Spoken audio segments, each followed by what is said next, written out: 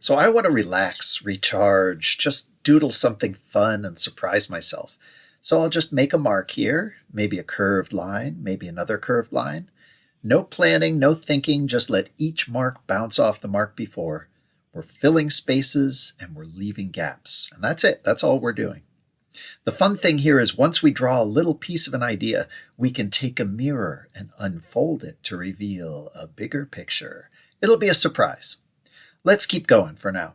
Maybe adding another color, maybe adding a few more details. No planning allowed, no thinking. Just make a mark and keep moving.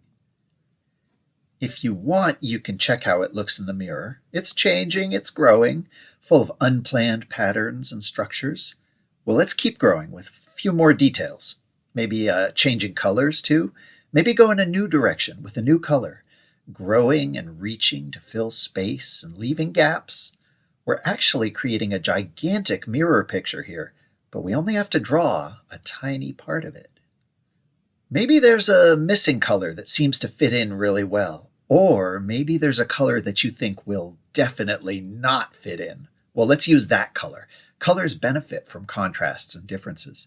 We'll just keep adding details. I like to draw fast before my brain has time to think about anything. Oh, maybe your marker slips and makes a stray mark. Well, there are no mistakes here. It just becomes a part of your bigger mirror doodle panorama. Sometimes I feel like I've totally ruined the doodle. Whoops. But of course, that's impossible.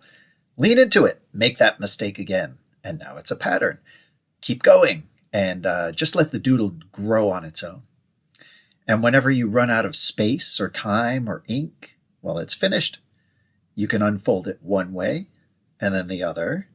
And there's your unplanned surprise mirror doodle. It's messy. It's not what you thought. It's a big pile of unplanned mistakes.